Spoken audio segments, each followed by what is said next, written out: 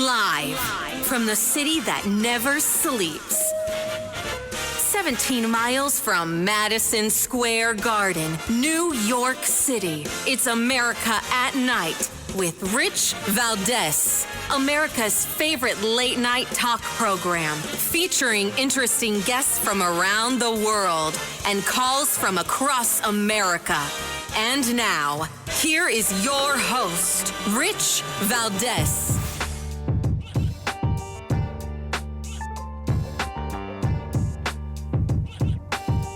Hi there, good evening, and what's up, America? I am Rich Valdez, Valdez with an S, at Rich Valdez on all of the social media. Welcome to the Tuesday night edition of the program. We're live, we're national, happy to be here. It's 7 minutes past the top of the hour, and here's the phone number, 833-482-5337, 833-4-VALDEZ.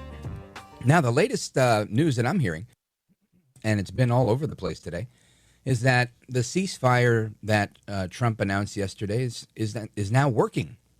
That's the last I heard. I'm hoping that I'm not wrong on that one. It took a while to get it going, but apparently it's going. And I'm happy to hear about that. I think most people are happy to hear about that. Other big story today, 128 Democrats joined Republicans to block the latest effort to impeach President Trump. I thought that was a very interesting headline, one that likely made AOC all out crazy, my least favorite congresswoman from the Bronx and Queens, very, very upset, right? Because good old Congresswoman AOC, you know, she's been calling for Trump's impeachment just like her heroes, like Adam Schiff, like Dan Goldman, like so many others that worked so diligently to try and get rid of Trump, only to have him come back again. I guess the saying's true. Revenge is a dish best served cold. Anyway, there's a few things that we're going to get into tonight. Lots of interaction with you guys. I really want to hear from yesterday. I know a lot of people called, and I was only able to get some of you on, but I'm going to do a better job of that tonight, making sure everybody has a chance to sound off on what's going on. Now, here's another one that I wanted to get into. The sleeper cells remain on high alert. And listen, I think we should always be very diligent. It's my opinion that the worst of this is behind us. That we shouldn't, you know, I don't believe that we're going to hear another, Iran's doing this, Iran's doing that. I mean, you might hear it, but there's not going to be action with it, right? Iran will likely say, yes, we've already restored our nuclear capability. We're doing a fantastic job. We'll have nukes by tomorrow. This is what they do, right? It's like when you're, well, maybe you guys didn't grow up riding the subway. But when you're on the subway and people start, you know, talking smack, right? The people that are usually talking the most smack are the ones least interested in actually getting into anything. But they talk a tough game. And I think that's Iran. They like to terrorize. They like to do what they got to do. But when faced with the might of the military that they just faced, the United States military, voila, they're willing to play ball. In fact, they were playing so much ball that they were trying to keep the 4 a.m. deadline that we were talking about yesterday.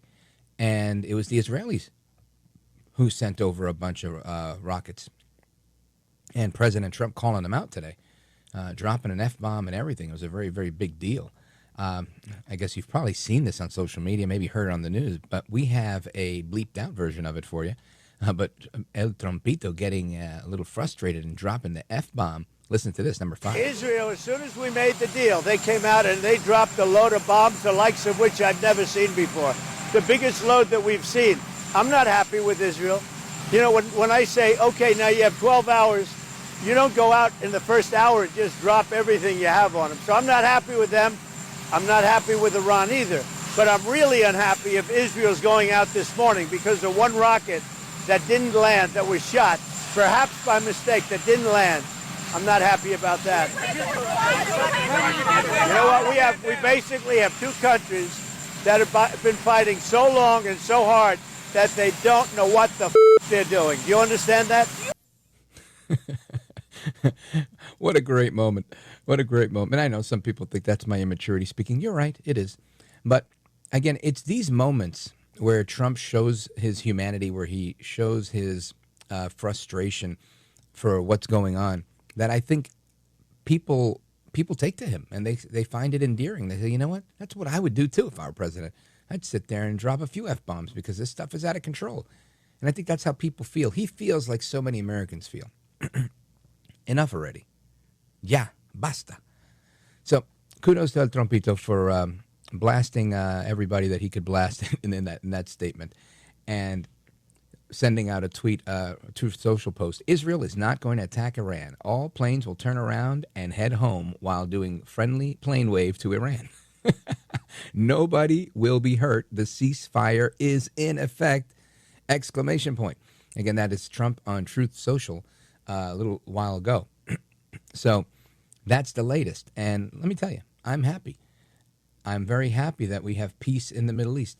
I can tell you, I have siblings, and my sometimes they would fight, right? My brothers would fight, and this was how it was always. When once one of my parents got involved, it always was resolved.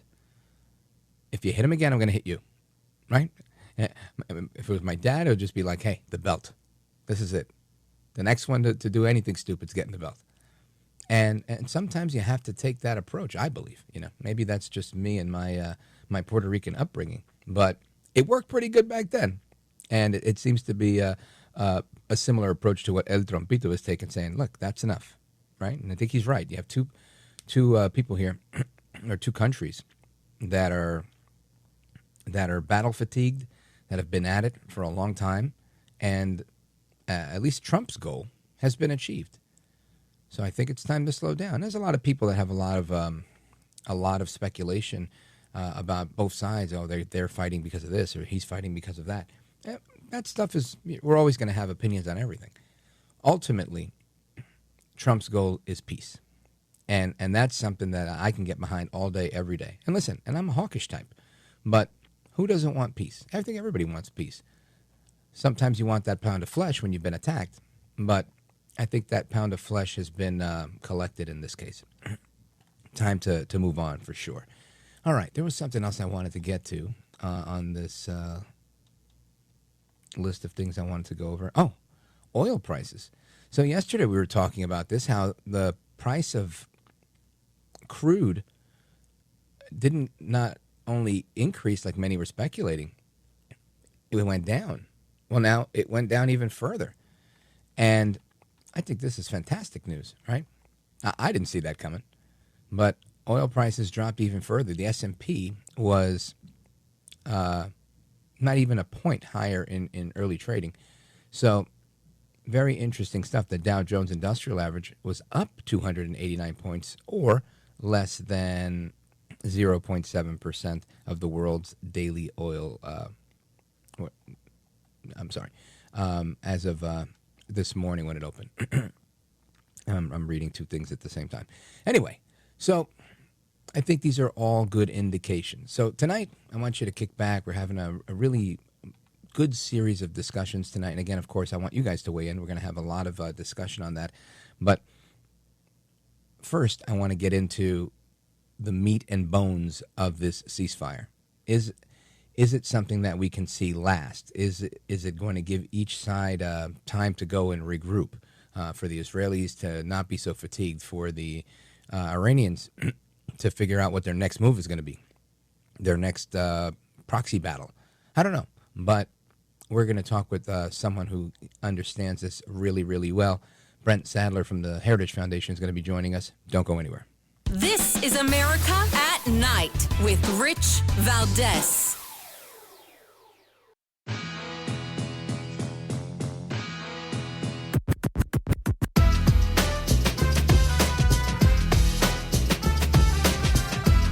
Well, thank you, Rich, and thank you for everything. I know you very well, and I listen, but I have a lot of people that listen, and they love your show, and I appreciate it very much. America at Night with Rich Valdez. All right, amigos, welcome back. And we've got a clip that I thought it was AI for a second, but apparently it's real. Senator Adam Schiff from California begrudgingly making some positive comments about what just happened in the last day or two. Listen to this. If this ceasefire takes effect or it remains in effect, that will be a very strong positive for the whole region, indeed for the whole world. It will mean that no U.S. service members were injured in Iran's retaliation against our base in Qatar. It will mean, hopefully, an end to the fighting between Israel and Iran and the loss of life as a result of that war. It will also mean that, at least for now, Iran has chosen not to escalate because of the vulnerability of the regime, because of the weakening of its defenses by Israel, and for a host of other reasons. So if this holds, that will be an unmitigated positive. That's Senator Adam Schiff, not mentioning Trump by name, but shoot. Closest thing to a compliment I've ever heard him talk about. And I want to get some reaction to that and all of this that's going on. Will the ceasefire actually stay? Will it maintain? Will it take? Will it hold? Well, I want to bring in Brent Sadler. Brent Sadler served in the United States Navy as a captain. He's with the Heritage Foundation now as a senior research fellow, and he's with us right now. Brent Sadler, welcome back, sir. Hey, good evening. Thanks for having me on your show. You bet. So I want to get into this a little bit. I know you know a few things about warfare. This is kind of your bag. And talk to us about your thoughts on the reality of what we're hearing. Should we take everything at face value? Do you think Iran is plotting their next move? Or is this the beginning of potentially maybe a new way forward in the Middle East? Yeah, I mean, nothing at face value. Obviously, you're dealing with a regime that's, very much steeped in deceit and looking at any avenue to try to get an edge. And so I think what we're seeing with the ceasefire is really just the first move in the final phase. Either it's the regime sees the light and changes its character and agrees to end peacefully its nuclear ambitions, or it continues down this path of deceit, which will lead us right back to where we were last week. Now, with the news of the day, President Trump saying that these guys don't know what the F they're doing, obviously a moment of frustration, in my opinion. But interesting that it seemed like, I don't want to say betrayal, right? But he seemed very frustrated with both sides here. Do you think this was something that bodes well for the, I guess, the future of the foreign policy? To me, I think a lot of people took it as he's being very fair, despite Israel being an ally. He's calling a spade and saying, hey, we've got to get this done. It showed maybe like a genuine commitment to peace. Do you agree with that statement? The way I looked at it is he was getting ready to leave for a NATO summit. And there's a lot riding on this summit, trying to get more of the NATO countries to spend their fair share so that they can stand up to Putin and actually help to put an end to that war in Ukraine, which is really distracting from the focus that the administration wants to place on China and Asia. And it's also, as in addition to the war that Iran launched in October 7th of 2023, we've been expending a lot of expensive and very exquisite munitions in both theaters, both to support the Ukrainians and also to help defend and then take the punishment to Iran over this last weekend. So I think the frustration that I saw was, at the end of potentially a huge success, but completely being derailed at the last second as he's getting ready to go try and move NATO forward. So I think the frustration is not necessarily over the ceasefire being broken per se. It's bigger than that. With next steps in the Middle East, it seems, at least yesterday, it seemed to me from the statements I was seeing coming from the Iranians that they were looking for a ceasefire. With them saying, "Hey, look, we stopped at 4 a.m. It's the Israelis that are continuing this barrage on us, and so of course we're going to respond, whatever." With that, and again, I don't want to say, should I take it at face value, but I'm thinking, is this an attempt for them to buy some time to regroup, or do you think they really they're saying, look, we're getting, our butts handed to us here. Enough's enough. Well, for me, I think what's important is what comes next. Just pausing the combat is not good enough. Right. The Iranians need to give up their nuclear weapons, which means they're going to have to submit to very obtrusive inspections and assessment of the sites for this ceasefire to turn into something more enduring. And as long as it's just a ceasefire, unfortunately, it gives the regime more time to disperse, protect, maybe even fabricate a nuclear bomb if they have enough material in their possession. And again, we don't know. There's about 900 pounds of highly enriched uranium. Lots of trucks showed up at the Fodor site the day before the bombing attack. So there's a lot of uncertainty in that respect, but clearly a lot of damage, and the Iranians got the message that President Trump's not messing around. But again, it really matters, what do we get out of the ceasefire that's good for American self-interest? And that's not, those details haven't been made yet. What do you think, based on your assessment of what's going on, might actually come out of that? I think President Trump is obviously looking for a non-nuclear Iran, and the Israelis are looking for, a non-existent Iran. And I don't know where we land in the middle. Your thoughts? Well, I think President Trump is trying a similar play that he did with the North Koreans to say, why are you taking a very violent or belligerent posture to the United States? We'd like to trade with you, just don't threaten us. And put down the things that are unnecessary, like nuclear weapons programs. It should also not be missed that Trump also said that, buying Iranian oil should be okay in the near future. So clearly wants to get the Iranians back into a peaceful mindset, one that's engaged in commerce. But the bargain is they got to give up the nuclear weapons and the means in which to build them. So that, I think, will be interesting to see how the regime deals with that question. And I think it gets to the nature at the core of the people in Tehran. Do you think that we're going to continue sending more Navy destroyers to the Mediterranean, or do you think, now that this seems to have passed, we might hold off? I think we have quite a substantial naval presence there. 2 carrier strike groups, I think upwards to 5 ballistic missile defense capable destroyers in the Eastern Mediterranean to help defend Israel. I think as long as Iran has the intent of destroying Israel and pursuing violence against the United States, we're going to have a nearby naval presence. That's just unfortunate. But if this current crisis and conflict can be turned into a positive outcome, then I think the objective is to move more of that presence and keep it more persistently in the Western Pacific. The Chinese don't want that for sure. But all things kind of come to what happens in the next few days with regards to Iran's nuclear enterprise. They give it up, they allow an intrusive inspections, and that's enduring, then I think we can turn a corner.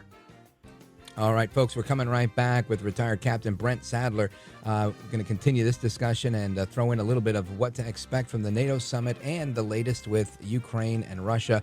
Brent Sadler, stand by. We're coming right back to you. Amigos, don't go anywhere. It's Rich Valdez.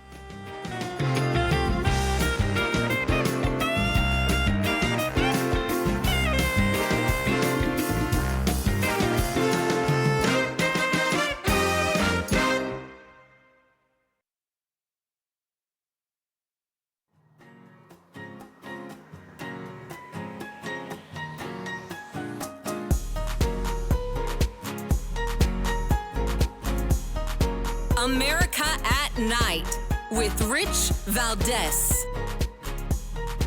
Iranian sleeper cells in the United States.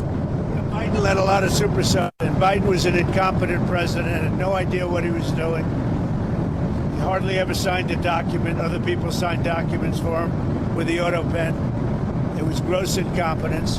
And among everything else, he let a lot of supercells in, many from Iran. But hopefully we'll take care of them. What Biden did to this country should never be forgotten. That's President Trump commenting on former President Biden as he's on his way to the NATO summit. And I want to bring back our guest to get his take on sleeper cells and what to expect in the aforementioned NATO summit. Brent Sadler, retired captain in the U.S. Navy and a senior research fellow at the Heritage Foundation. Brent Sadler, when you hear about this talk of sleeper cells, we've been talking about it, I think, for a long time. What are your thoughts? My hope is always that they'll remain sleeping, but I know that's not a reality. Yeah. We do know that just in the past few days that there have been Iranian nationals arrested in the United States that were here illegally. At least one had an Iranian military ID card with him. Troubling, but I think indicative of a larger problem. We don't know who's here. We don't know where they are. They don't know what their affiliations are. So the threat is very real, and it was largely due to incompetence. There's no other way to describe it, with border security and immigration, ensuring that we have, the safety of American citizens on our own streets. The Iranian regime, of course, has tried in the past to launch assassinations here in Washington, D.C. They have threatened, U.S. citizens here and abroad as well for terroristic purposes to try to shape American policy. So it's highly likely that they might try to use that. If they do it in this context right now, I think the ceasefire might take a pause. Yeah, I agree with that. And we were talking a little bit about President Trump heading to the NATO summit. And this is an interesting thing, right? I think whenever President Trump goes to Europe and deals with the NATO people, there's always clips galore, right? Some that last for years and years. And I think they're somewhat effective in that they, the conversation has been changed about these NATO partners paying their fair share. Yes. What do you think is going to be I think he's going to stay on that, but do you think he's going to add to that in terms of trying to garner more support to bring an end to the war between Russia and Ukraine as well? No, absolutely. I think and a lot of the European nations are also agitating for more American support in that. So I think a very explicit and clear conversation at the NATO summit is past due. It's clear that for far too many years, the Europeans have neglected their own defense, to an extent the United States as well, but not to the degree the Europeans have, who are right on the front line of this war between Ukraine and Russia. So I think you're going to hear 5% of GDP as the new goal, and I think that's to make up for decade plus of neglect and not paying. So speed, unfortunately, is not something that's going to be our ally of getting the capacity, military hardware in Europe that's needed. But I think these are going to be the themes at NATO. It's critical to rebuild and do it quickly, again, so the U.S. can shift more of its focus to Asia, because that's where the Chinese are undeterred, and that's the war that we have to keep from fighting. Yeah, well put. And let's talk a little bit about Russia. Russia, at least Putin, likes to, he pops out of nowhere every now and again, either to talk smack about Ukraine, or to say, maybe he'll have Lavrov come out and say something about let's give them nukes, and then he'll turn around and give them the cold shoulder. What is happening with Putin? Is he trying to get headlines? Is he just trying to be a rabble rouser? Your thoughts? Well, I think Trump's handled the Russians perfectly lately. When Putin offered to mediate, he said, "You go mediate your peace treaty with Ukraine. You need to do that." And then this thing with the nukes, Trump's response, and it's Medvedev, who had been the president, and then they did a little switcheroo. Quite frankly, he doesn't speak for the Russians. He's in the administration. It's noise to an extent, but I think Trump's taking it seriously. I hope this guy is, just a joker, because that would be extremely bad. So again, calling him out and doing it in a very explicit way that only the Russians can appreciate. And so I think they're handling it about right. And the sooner that we can get to a sustainable peace in Ukraine, the better for all parties. Brent Sadler, I appreciate that. And let everybody know how they can keep up to speed with the scholarship that you're putting out from Heritage. Yeah, well, the best thing is you can always find Heritage at heritage.org. There's lots of stuff there. I'm just from the defense and national security part. And then, of course, you can find me on LinkedIn as well as on Twitter and X at Brent Sadler. So, outstanding. I want to thank you for being here. I appreciate the analysis and the input. Hope to speak with you again soon. Godspeed, sir. absolutely. Good night. You bet. And amigos, your thoughts, your calls, your reactions, and so much more coming up straight ahead. This is America at Night with Rich Valdez. Call now, 833-4-VALDEZ. That's 833-482-5337. 833-4-VALDEZ. That's Valdez with an S.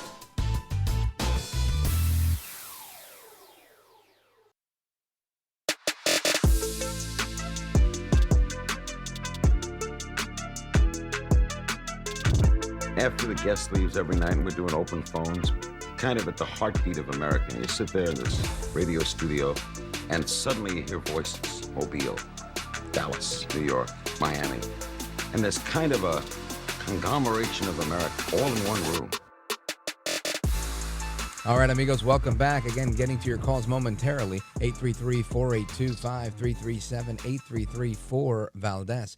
But first, something we just mentioned about these 11 Iranian nationals that were arrested and they're going to be deported. This is an interesting angle on things because of all these threats, right? And when, you just heard Captain Brent Sadler tell us that the one guy had an Iranian military ID, and this is concerning, but listen to this. We have learned that since Sunday, immigration agents have arrested 11 Iranian foreign nationals, and that includes one man listed on the U.S. known or suspected terrorist list. ICE says those arrested were not in the U.S. legally. CBS News Homeland Security correspondent Nicole Skanga broke the story, and she joins us now live. Nicole, thank you for making time for us on 24/7 today. What can you tell us about those who were arrested? Yeah, hi Mugo, good to be with you. This was a series of targeted operations that were carried out in 9 cities and across 8 states nationwide. And among those arrested, you mentioned at least one man who was a known or suspected terrorist on that watch list and an alleged former member of the Islamic Revolutionary Guard Corps with admitted connections to Hezbollah. Now, the Department of Homeland Security says Yusuf Mehrdano had been living in the U.S. illegally for nearly 8 years when U.S. officials determined that he lied on a visa application. And on Sunday, just roughly 4 months after the Iranian foreign national was added to the U.S. known or suspected terrorist list, he was arrested in central Mississippi just outside of Jackson. ICE officials say another Mehran Makari Saheli was encountered by federal agents at his residence near St. Paul, Minnesota, and ICE officials say Saheli is a former member of the IRCG, that elite branch of Iran's armed forces. They add that the detainee has admitted connections to Hezbollah, which of course is a U.S. designated foreign terrorist organization backed by Iran. He's now in ICE custody pending removal proceedings, and he's not— All right, that's enough. I've heard enough to know that this guy's no good, right? This guy is no good. And check this out. This guy that they caught here, he is not only part of the IRGC, the Iranian Revolutionary Guard Corps, but he's ex-Iranian Army sniper, and he's been suspected of terrorism. And this is very, very interesting to me, right? Because there's a whole mess of them here. I mean, you got to see this. I'm reading the article. 1, 2, 3, 4, 5, 6. These guys, they legitimately look like the people you would cast for the bad guy in a movie. These guys look mean. ICE agents are arresting this former IRGC member with suspected ties to Hezbollah, as you heard in the report. Ex-Iranian Army sniper, terror watch list suspect during this sweep that they conducted over the weekend because there's been warnings about these sleeper cells. Now, if there was ever a sleeper cell, this looks like one. I mean, this is a tough-looking group. Now, in all, they had 11 Iranian illegal immigrants, many of them with criminal records, taken into custody. The Department of Homeland Security issuing that statement today. You got ICE also grabbing the other guy that she was talking about, Mehran Makari Sahel, who was also part of Hezbollah that he admitted to being. And that's that's concerning to say the least. Now, one of these guys is 56 years old, convicted felon, sentenced to 15 months in prison in Minneapolis for possessing a firearm. So, all right, so now they're in the country illegally, and now they also have a firearm illegally. This is the cleanest, most sanitized report I've heard or read, right?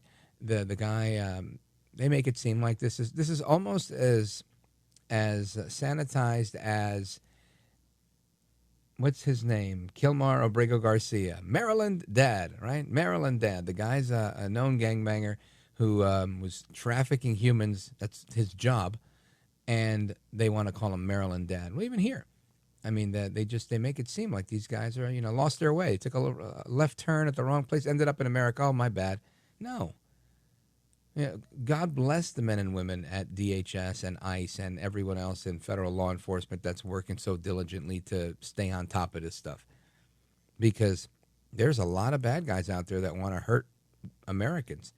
When you have an Iranian sniper, I mean, that's got to come in handy when Iran has bounties on Trump, on former Secretary Pompeo, on former Ambassador Bolton.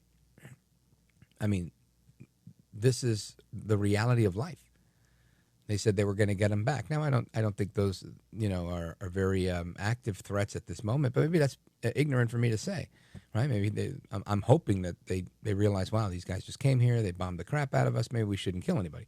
But you never know. Maybe these guys are here with those specific orders. It boggles the mind, all right? But this is the reality of life. We have these problems. Now, the feds discovered this guy, Youssef Mehidarino. I'm saying it wrong, but I don't have much experience in this type of Persian last name. And they got him in Jackson, Mississippi. Why? Because he lied on a visa application after he'd been living in the country already for 8 years. They also found that he potentially committed marriage fraud, according to the Department of Homeland Security. ICE agents also arrested Ribvar Kami in northern Alabama on Sunday and found he was carrying an Iranian ID card because he was a military member there. This is the guy that was the sniper. I mean, I'm going to tweet this article out so everybody can see it. I'm not making it up. These guys look like the bad guys from the movies. Kami entered the United States in October of 2024 on a K-1 visa for immigrants who are engaged to American citizens. But he never adjusted his status as was required by the visa program, making him an illegal alien. 5 of the 11 Iranians that were swept up by ICE had previous criminal convictions that included grand larceny, drug and firearm possession, as well as a couple of other offenses here, according to the report from CBS News. So there you have it. This is an interesting development that we're going to try and stay on top of, and I hope that we can get some more viable information on this, because this is the stuff that we've got to be concerned about. This is the stuff that people are talking about, sleeper cells. This looks like, and I'm not saying these guys were all together a sleeper cell. These guys could each be part of a sleeper cell. I mean, possibilities are endless with this type of thing. Anyway, I'm going to get to your calls momentarily. The phone number, 833-482-5337, 833-4-VALDEZ. This is America at Night with Rich Valdez.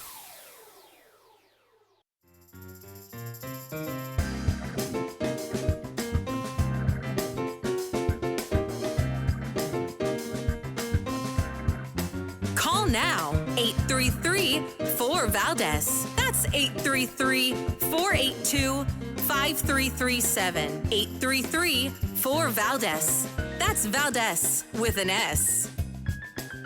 All right, amigos, welcome back. And again, I just want to reiterate, and we've talked about it on this show, but sometimes I guess we forget, some of the things that we've been harping on in the past. And a frequent guest on this program before he got really busy and went to Washington to secure the country, Tom Homan, used to come on this show all the time and tell us about all the issues that were going on. And Homan gave an interview to Fox Business today, and he really nailed it. I mean, just reminding everybody of how porous our border was versus how it is now. Check this out. It was a significant threat, and I've been talking about this for 4 years. I know you have. I was a Fox News contributor before I came back with President Trump, and for 4 years I said my biggest concern is the open border causes the biggest national security vulnerability this country's ever seen.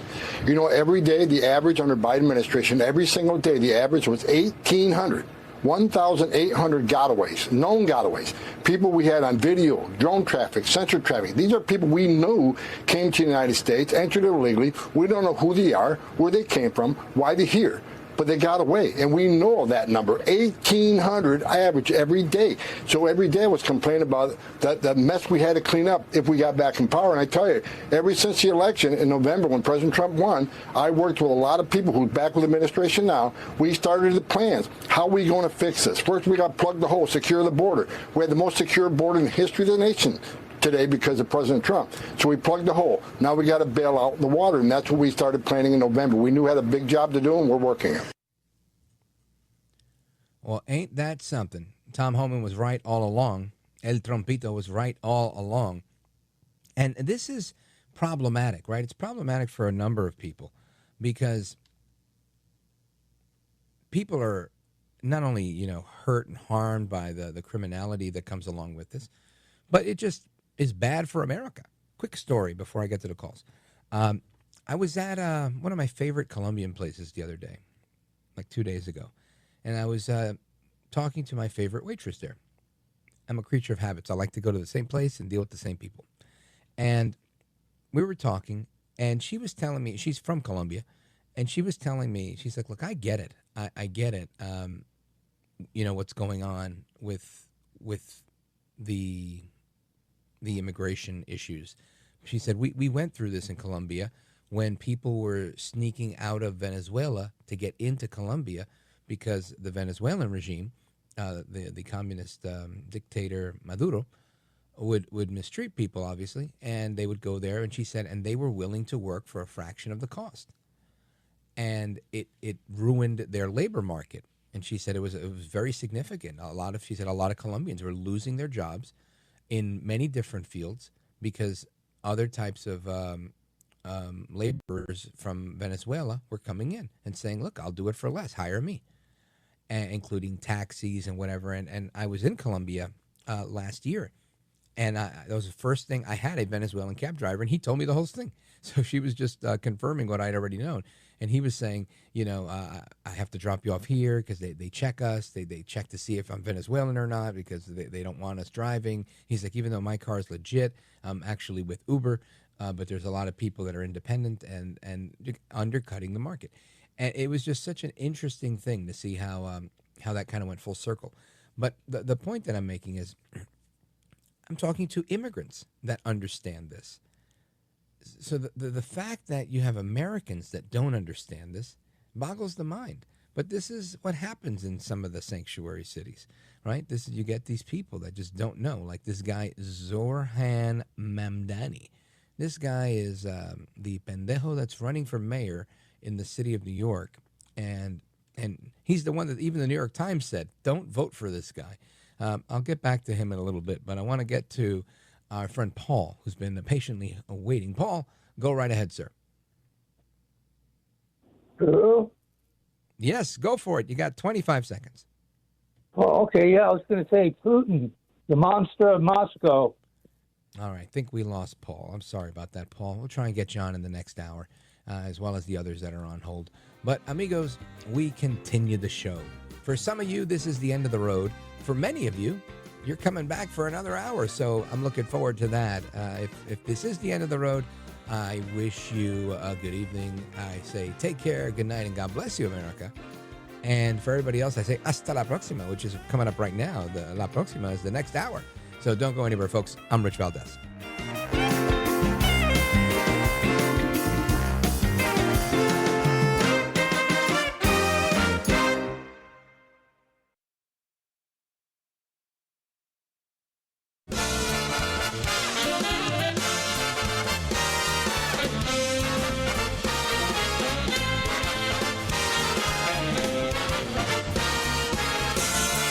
Live from the city that never sleeps.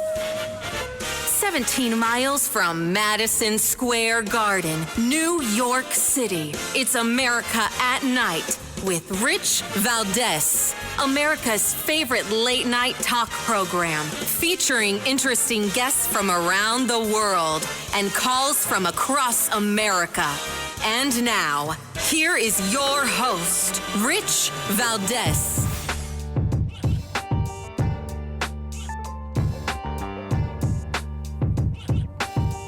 Hi there, good evening, and what's up, America? It's Rich Valdez back for another hour, 7 minutes past the top of the hour. Of course, our phone number, if you want to join us, we're live and national, 1-833-482-5337, 833-4-Valdez. And it's always an honor and a pleasure to be here with you guys. And I want to talk about a lot of things tonight, really do. I mean, there's a lot to talk about, but it's like you can't get out of...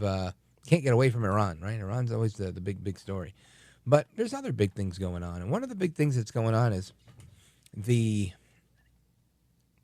markets, right? The markets continue to do okay. I was sharing with you earlier about the crude oil prices and whatnot not going through the roof as was expected. And there was a lot of speculation about the Iranians tying up the Strait of Hormuz.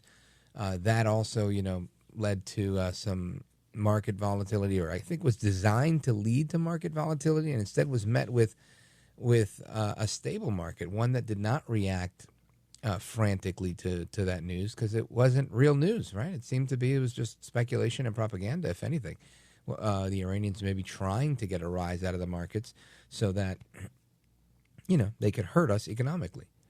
And I, for one, am glad that wasn't the case.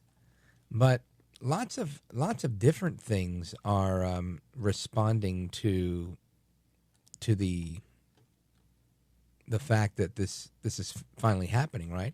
Bitcoin prices have just gone up as the Israel-Iran ceasefire has begun. And while there was a little bit of a hiccup early on, it seems to have held. Bitcoin and other cryptos, including Ethereum and XRP, rose on Tuesday. That's today. This is according to CNBC, after President Trump announced a ceasefire between Israel and Iran. Now, the Senate Banking Committee introduced a key crypto bill today, which is going to limit the Securities and Exchange Commission's oversight of digital assets and help the U.S. to catch up to other markets in crypto. This was reported by the CEO of Robinhood, Vlad Tenev. Financial institutions, including Goldman Sachs and hedge fund billionaire Ken Griffin, his company, Citadel Securities, they invested in Digital Asset, a crypto company focused on blockchain technology for the financial sector. So this is interesting stuff because whether you like this or not, and I can tell you, I don't like this either. I bring it up every now and again, not because I'm interested in it and not because I like it, because I'm not interested in it and I don't like it, honestly. And because I don't want to get caught with my pants down, I need to know what's going on in the crypto world because it's going to come and hit us all in the face. And then we're going to be like, hey, what happened? And how did all those guys make money? Because they knew what I'm talking about right now. So pay attention. Crypto prices, including Bitcoin, went up today. By midday, Bitcoin had passed $105,000 a coin. Isn't that something? XRP is relatively cheap, and it went up to $2.19. I'd recommend if it goes under $2, if I'm allowed to recommend legally. If I'm not, then don't. But I'd buy it. For me, I would buy it as soon as it's under $2. I'd buy it. The risk, and if you want to buy it now, you can. But the risk on action in the markets was really because of the de-escalation in the Middle East. And you combine that with this bill that the Senate put out there, and that's a good thing. And similarly, in the House, they put out a Ledger Act. So, I mean, there's a lot going on besides Iran. And I think it's important that we talk about those things because part of, when President Trump got inaugurated, he said a lot of things, right? And he's making good on a whole lot of them. I know there's a lot of critics that want to say, oh, he didn't end the conflict with Ukraine and Russia in 24 hours like he said. Yeah, there's still people complaining that He didn't build the wall and have Mexico pay for it, right? I mean, you're never going to make everybody happy. But when you come in with an aggressive agenda, as he did, and you're able to pull off so much of it so quickly, literally these precision strikes that are bringing about, at least right now, peace in the Middle East. Will it be lasting peace? I hope so. I think the writing is on the wall, right? Not because of anything that the United States has done, but because of the Iranian people. The Iranian people don't like the mullahs. They don't like the theocracy that's in place. They don't want to live under the thumb of these dictators. That's really their biggest problem, which is why they had to consistently pursue this weapon to continually terrorize, to maintain some sort of relevance and power. But now that they've been weakened, and while the media and some in the military community and some in in all different places, a lot of people think that they still have this nuclear capability. President Trump is adamant that they no longer have this nuclear capability. Whatever the case may be, they're not doing it now. All right, and I think that's a key point, right? Something we shouldn't overlook, right? I mean, I feel like sometimes it's kind of like saying, the cops will go around and they lock up somebody who's got a gun on them. And for the cop, they're like, you know what? It's one more gun off the street tonight. And that's a huge deal. That gun can't kill somebody tonight. That guy can't kill himself or commit a crime or anything else. And that matters, right? And I think we lose sight of these things thinking that, just that guy's going to get out tomorrow. He's just going to be released because of these policies. And that may be true. But you got to take the win where you can find it. And I'm not saying you don't work to get a bigger win. For sure you do. But you gotta take the win where you can get it. And I think this is a win. You've got everybody back to their corner to regroup. Trump's in NATO. He's going to drop some bombs on them. Not literally, figuratively, right? Like when he went last time and said, pay your fair share or maybe we don't need to be here, right? Real Trumpian. And I think that's what the world needs, that little shakeup for accountability, for people to realize, look, that the status quo is no more. You've got to do the right thing. You've got to stop these wars, even if it takes dropping a couple of bombs in order to stop these wars. But we got to stop them. So I think those are good things. I think the momentum that crypto is getting and the recognition that it's getting from the federal government is a great thing. The fact that banks are no longer keeping crypto out of the circle, which was the case during the Biden years. No bank wanted any crypto action. None of them. Ask yourself why. I'll answer. I'll give you my speculation. Banks didn't want it because they're in the business of cash, our fiat currency that's backed by the U.S. military. That's pretty much it. Why not? Right? Why not deal with that if you don't have to deal with something else? You don't need to. The crypto game creates a whole new financial system, if you will. Using quantum technology and just really just going very, very quickly. You're able to clear things very quickly, things that you couldn't do before.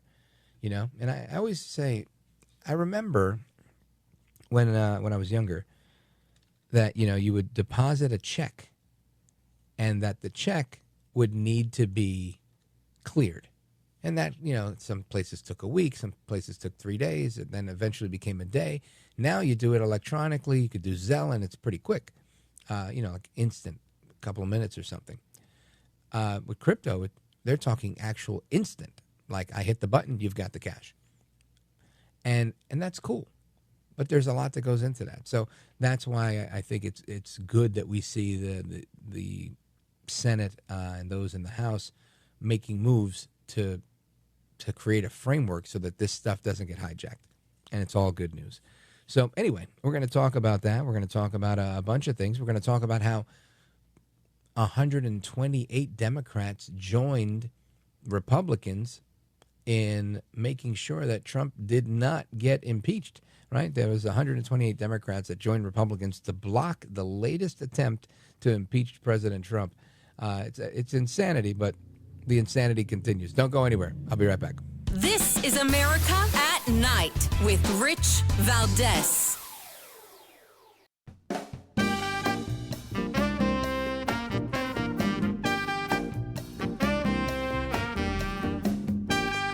I'm so glad to be on your show, Rich. It's just an amazing broadcast that I hope the rest of America listens to every day. America at Night with Rich Valdez.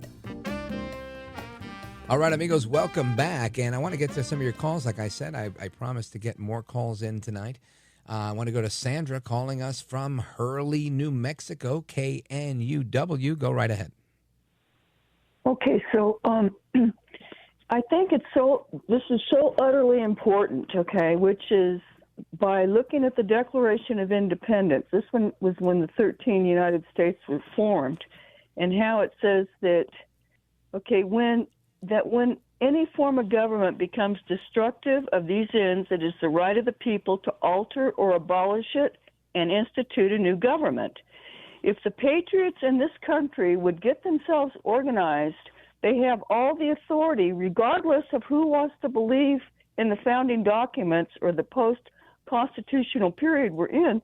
We believe in those. And also, and it says, get a copy of this, and then carry it out in a organized manner in each state, okay? And it says that we not only have the right, it's our duty to do this, to throw off a destructive government, and to abolish these courts that are driving President Trump almost, over the edge every single day. Right. So let me hold on a second. Too much going on here. So you're correct in everything you're saying. The quote that you read is from the Declaration of Independence, and that is our duty, right? It is our duty to do that. The question becomes, how do we do it? And I think the how is very important. If we look to the Constitution for the how, the Constitution lays out a framework for this called impeachment. If we don't like the current president we have, we get rid of him. If we don't like the current representative we have in the House, we either don't vote for them again in 2 years, or they also can be expelled given what happens. There is a political remedy for everything, and that's what the founders envisioned, was a government that literally was of, for, and by the people. And you're right. Our government is only responsive if we're responsible and do what we need to do. In the past, I know there are people who've read, the Declaration of Independence and just think, because it says that we're supposed to get rid of the bad government and bring in a good one, that they do it however they feel like it. Obviously, no, there's a framework for that, which is why I just wanted to add some clarity to that. Go right ahead. But no, the point is that it is our right, it is our duty to throw off such a government. This is the responsibility of we the people. This isn't just at the ballot box. But don't you think we're doing that? Don't you think we saw this bad government of Joe Biden, the auto pen, Kamala Harris, and everybody else there, and we got rid of them and replaced them with Trump? Didn't we do that there?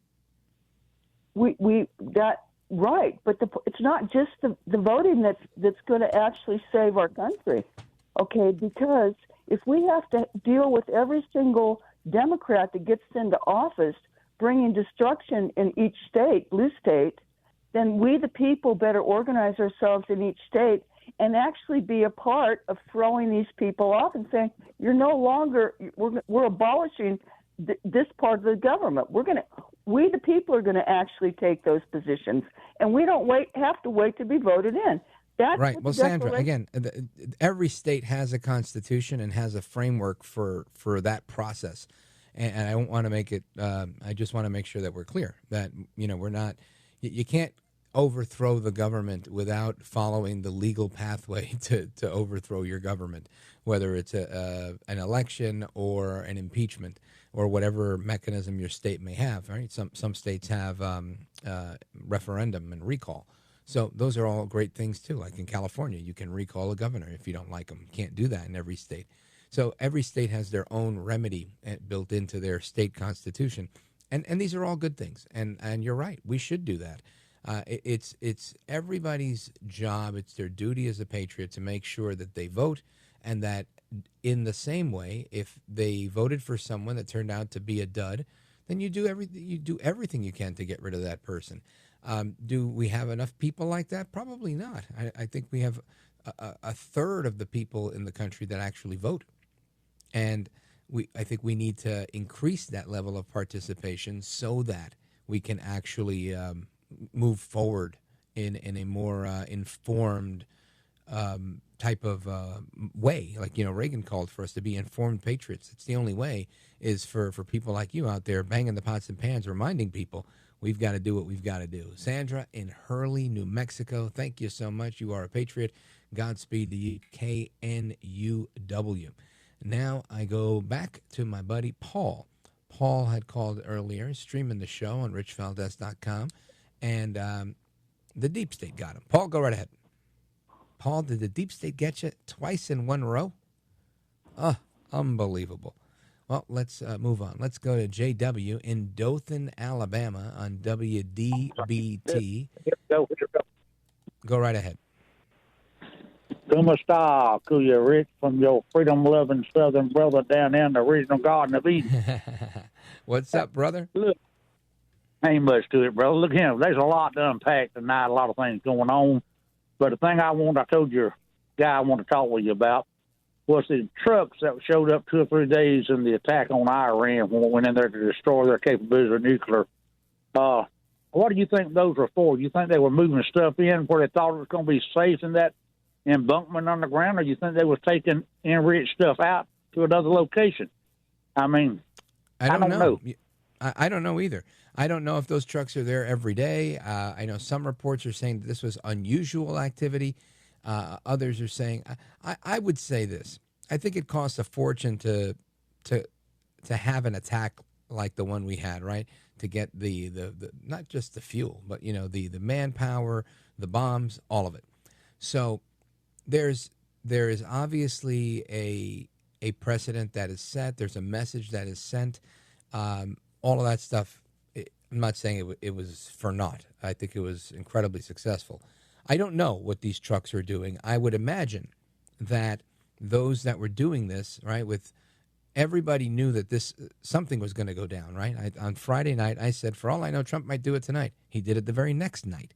So we all had an idea that this was coming. The bigger question was, so if we had an idea, so did the Iranians. I don't know that there's a lot of, if it's a good idea to go bomb a place that's empty, right? That's typically what the bad guys do. So I don't think that's the case. I think, again, President Trump just, I don't know, less than an hour ago, taken to Truth Social to reiterate his thoughts on this, saying that the fake news is mischaracterizing this stuff, saying that X, Y, and Z happened, and we destroyed these places. So again, even if they have this 60% enriched yellow cake uranium, where are they going to turn it into 90% so they can make their bomb if they don't have bomb-making factories anymore? And I think that's the real point that's being made here. They don't have a way to do it.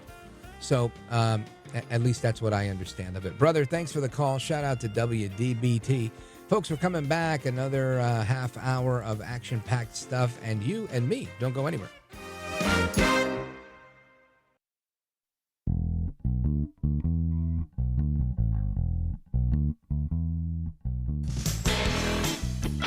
I want to listen to you, Rich, all the time. America at Night with Rich Valdez.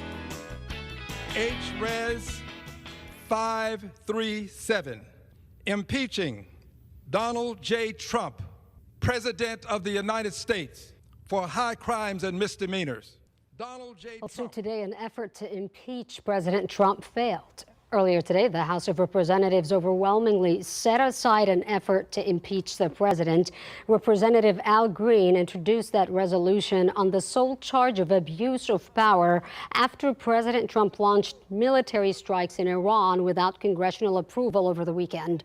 The House had little debate on the matter. Most Democrats joined Republicans to table the measure. The vote, 344 to 79.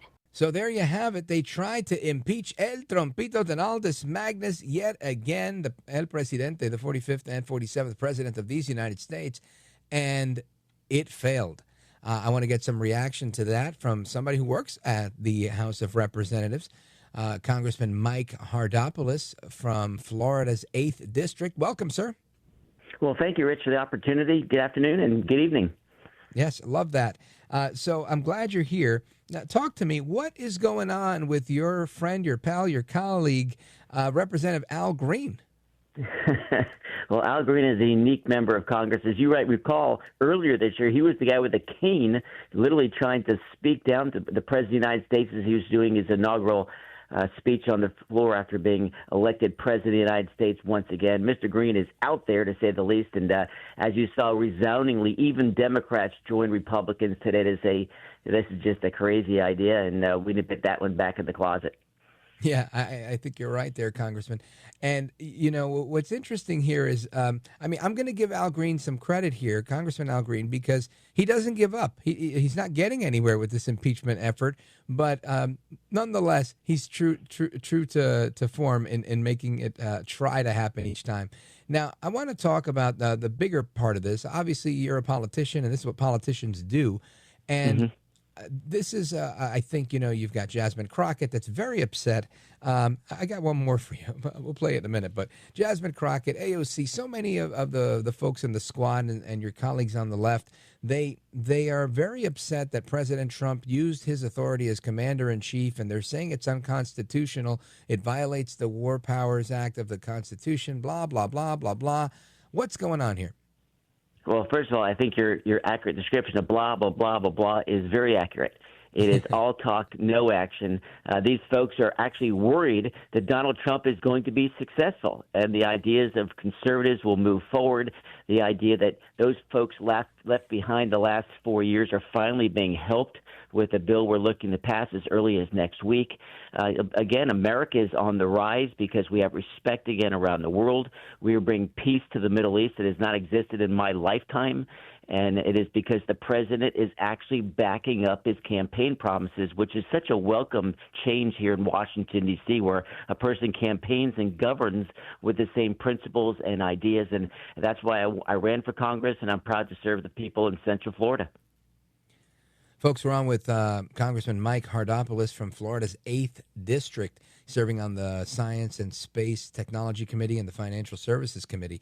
And, Congressman, I know that you had a bill that was moved forward, the Ledger Act. Tell us a little bit about what's going on with the Ledger Act. Well, the Ledger Act is just as you remember when we were growing up what a ledger is. You should actually put down where you're spending your money. You and I, whether it be in the business world or our private finances, when we write a check, we say, okay, who are we sending it to? How much are we sending it for? The date we sent it. Make sure we have the funds available. Make sure you actually paid the right invoice. Sadly, when I got up here to Washington this January, they did not do this with the United States Treasury. And so Rick Scott, the former governor of Florida, and myself, who used to lead the Senate in Florida, we put together what we do in Florida, which is add transparency, making sure the person receiving the check is actually the right person, it's going to the right legal entity, and that those dollars are actually spent on what we said we were getting in exchange. That simply was not happening in Washington, D.C., and so that's why we created the Ledger Act. I'm proud to say that I got 50 co-sponsors already in the House. Rick Scott is doing much the same in the Senate. One of the keys to changing the way they do business here in Washington is to add transparency, or as we put it in Florida, is add sunshine to something, because good ideas prosper and grow in the sunshine, bad ideas wither and die, and I think that's the best way to turn things around, especially after the USAID debacle. Yeah, I think that's pretty accurate, and I'm glad that that's happening. Now, this ledger system is very popular in crypto circles. Would it be a similar type of ledger that would work with kind of like blockchain technology so that you can't fudge the numbers? Yeah, that's the future of finance. I serve in the Financial Services Committee. We're moving in that direction where it's a lot more available. Not just elected officials or bureaucrats, but every citizen should be seeing where their hard-earned money is being spent. And I think that's something that Washington has been trying to hide for years. It's the reason why you saw some of these crazy expenditures the last 4 years especially. But Republicans and Democrats are both guilty of this. And this is why, I think that we should add more transparency, because people start spending the money like it's their own money as opposed to other people's money. And that's how you change the system here in Washington. If you want to clean up the swamp, you need to put everything out in the open for people to see. Unfortunately, that has not been done, and I'm optimistic we can pass this bill so that everyone can see how the money's spent, just like I did in Florida. Outstanding.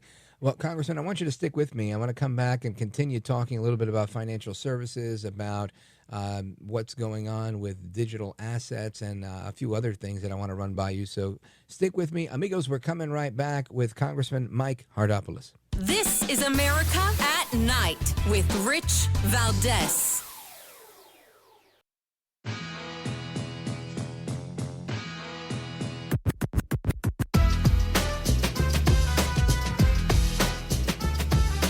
You just do such a great job, and you make it sound so easy. America at Night with Rich Valdez. Today, Republican senators unveiled a major bill setting rules of the road for crypto. Now, specifically, the legislation would define when crypto is a commodity or security, allow crypto exchanges to register with the CFTC, and reduce the SEC's regulation of digital assets.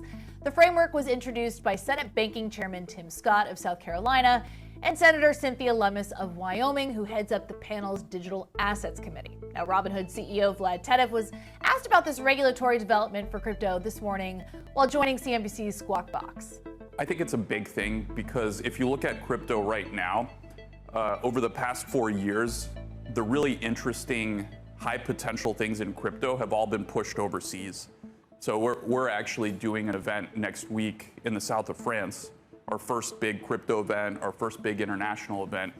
And one of the messages is Europe's actually ahead of the US at this point. So it's rare that America has to catch up in a frontier innovation industry, but here we are. So I think these bills provide much needed clarity for builders to actually bring back a lot of that innovation in the US, make it available in our home market. This afternoon, lawmakers in the Senate Banking Committee's Digital Assets Subcommittee will conduct a hearing entitled Exploring Bipartisan Legislative Frameworks for Digital Asset Market Structure. Witnesses include a Coinbase executive and former CFTC Chairman Rostin Benham. All right. And that, again, a report from CNBC. I want to bring back our guest, Congressman Mike Haridopolos. He represents the Americans in Florida's 8th District, serving on the Financial Services Committee. And Congressman, you alluded to this a little earlier about the work that former Governor Rick Scott is doing in the Senate. Talk to us about the future of crypto and how the government is paving the way for the future. Well, first of all, Rich, I love your show because you're always getting into the meat of the issues, which is so necessary to do. And this is a big issue for America. We've allowed the crypto or blockchain industry to be nurtured overseas instead of here in America because of the terrible work done by the SEC the last 4 years. The good news to report, as you just mentioned, in the Senate, they have now passed their stablecoin bill called the Genius Act. And as you know, here in the House, we did that a few weeks ago. We just passed what's called clarity because we need to make sure people understand how these instruments are being regulated. And when we have a vibrant structure like this, we will bring all of those resources that have been developed in places like the UAE and Singapore, let alone the EU, to America so that we can truly be the financial innovators of the future. And that's why I'm so proud to work with our chairman, French Hill from Arkansas, who is our unquestioned expert in the House, and I'm his whip on that committee. We have passed both of those bills out of our committee. We're hoping we can put this entire market structure and stablecoin bill together so we can be the innovators of the future and draw that capital here to the United States. You know, Congressman, I'm hearing you loud and clear, and I love it, and thank you for your kind words. But I think there's a lot of people that still either don't know what this is about or don't see how big it is on the horizon. So maybe let's talk about this a little bit because we covered as much as we could about the Genius Act and the codifying of a stable coin for the United States. And I think this is a huge deal, right? Being able to peg the U.S. dollar to a digital asset. Talk to us about the reality of what that's going to be like and what that pathway looks like moving forward. Well, what it really does, and I think we brought it up in the earlier segment as well, is it puts everything on a blockchain. And when you put it on a blockchain, you can move those dollars around more quickly and efficiently, meaning the cost of a transaction comes down. The speed of money across the world goes down. It's that ease of let's just say economic activity. Just like now when you go to a convenience store, you put your iPhone down and boom, your payment's been made with your Apple phone or your Android. Right. Same type of thing here, but on moving bigger things, meaning, like you said before, commodities and other financial instruments in a more efficient manner. It's just a better way of doing business, and also a more accountable way of doing business, so you're not going to get manipulated or have some of your assets stolen. It's protecting it on the blockchain, which cannot be manipulated. Other people see it, not just you, and it allows you to be protected in that regard so that scam artists don't get involved. It's a great way of doing things, and it's innovating the cost, meaning just simple financial instruments like your 401k. The overall overhead cost will come down because of the speed and convenience that a blockchain creates. Congressman, I think this is a huge deal for America, and I for one, am proud that America's leading the way on this. I'm grateful to President Trump for being the one to kind of usher this in. Biden had this opportunity and sided with the banks who were afraid of crypto and did everything they could to stop them. Why? That's my Gensler, who was the head of the SEC in the prior administration. Just delayed, given the establishment, the big business entities, the upper hand, who have really controlled the market for too long. Well, look, innovation is what drives down cost and creates new opportunities for business. And we've allowed that to go overseas. Even the Chinese are trying to get into this game. It's why the president saw the future. He saw that this technology can really change things and protect consumers in a better way by not just offering, again, just consumer protections from fraud, but also the speed and convenience that we're all looking for. Whether we like it or not, we live in a fast-paced world, and stable coins are the future, especially when it's pegged to the dollar. Yeah. Now, I guess the last part of that is a lot of people have a concern that pegging a U.S. dollar that is backed by, I guess technically the full faith and credit of the United States. My definition is backed by the United States military, but not by anything else, right? And a lot of people say they want to have it backed by either a digital asset or a hard asset like gold or silver. What do you say to that? Well, look, I think that the best way to peg it, so to speak, is to have it backed by the dollar. You know the true value of it. You know, because what you don't want to have is, we saw some problems with some other companies throughout the years when it was pegged by a different digital asset. People would like to have it backed by the dollar. It's something that people are comfortable with. That also strengthens our dollar. And I think you can see many assets backed by precious metals, whether it be gold, silver, platinum, etc. But most people believe that a dollar-backed stablecoin is the most logical way to do it. It makes our dollar stronger, especially against those BRICS countries, that are trying to move against this, whether it be Brazil, China, etc. We need to strengthen the dollar. That makes us the place to do business because the Chinese every day are undercutting us on everything. The last thing we need is to have them undercut us on currency. I'm with you 100% on that, and I agree. I hear a lot about. I would love to see the dollar go back on a gold standard, but I realize that it doesn't seem very feasible at this point. But we'll see. Trump's full of surprises. Yes, Congressman Mike Haridopolos, any final word you want to share? And of course, let everybody know how they can follow you and keep up to speed with the work you're doing. Well, first, again, Rich, thanks for the opportunity to be on this evening. It's a pleasure to be on your show, and I love how you're putting the facts out there. Let people decide what direction they want to go. That's what America's all about, the battle of ideas.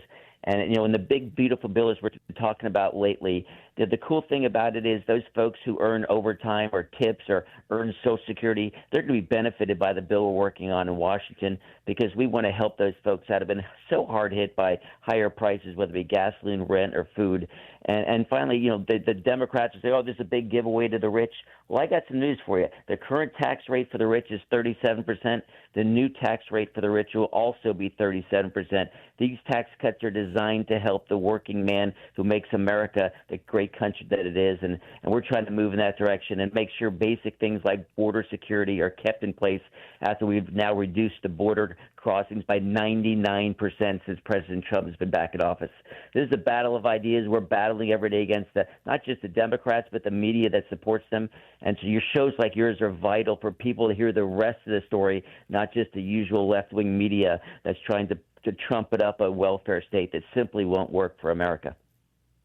Congressman Mike Haridopolos, you're a gentleman, a scholar, and a patriot. I thank you for your kind words. Thank you for being here. Godspeed to you, sir.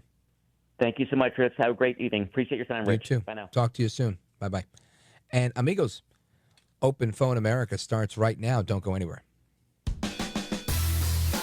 This is America at Night with Rich Valdez. Call now, 833-4-VALDEZ. That's 833-482-5337. 833-4-VALDEZ. That's Valdez with an S.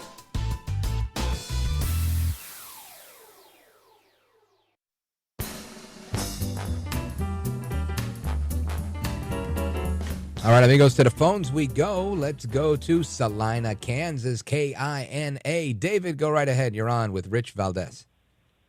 Well, hey, thanks. Long-time listener, first-time caller. I really enjoy your show. Welcome. Ever since KINA picked it up, it's been fantastic. Well, thank you for listening, and thanks to KINA for bringing us on. Yeah, you bet. I want to disagree with the congressman that you just had. Yeah. About taxation and transparency and then blockchain technology. Blockchain technology, the whole idea behind blockchain technology is to be not transparent. Why do you say that? People who use blockchain technology don't want the government involved in their finances. That's the whole idea behind it. I don't know if that's the whole idea behind it. I'll say this. I think there's truth in what you're saying, that people who, like if you're a kidnapper and you want to take ransom, the best way to do it, I think, is Bitcoin, right? All the bad guys are dealing in Bitcoin. So that part I get. But they do it because it's safe. They do it because it's secure. And they do it because of the blockchain technology, because I can be guaranteed that when my phone or whatever tells me, or my digital wallet tells me that I have received the ransom money, figuratively speaking, via my blockchain, I can say, oh, it's done, right? The ledger told me that it's complete, and there's no messing around. Whereas, with cash, there could be counterfeit bills. There's ways to manipulate the system.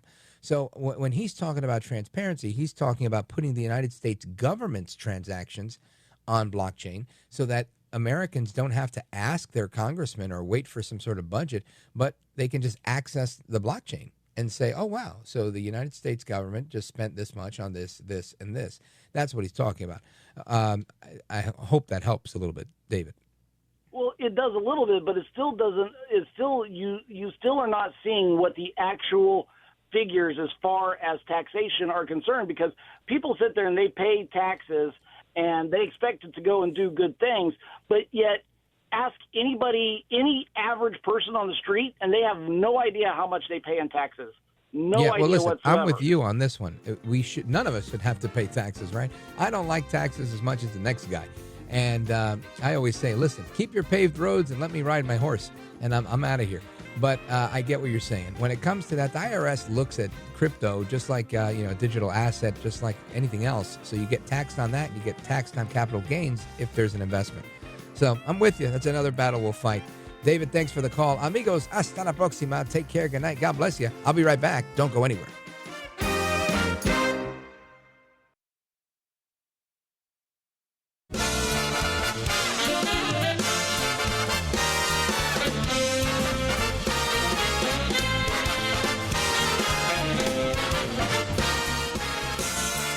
Live from the city that never sleeps.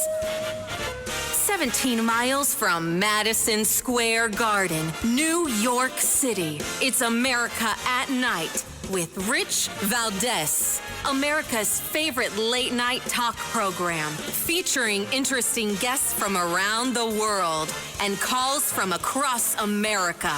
And now, here is your host, Rich Valdez.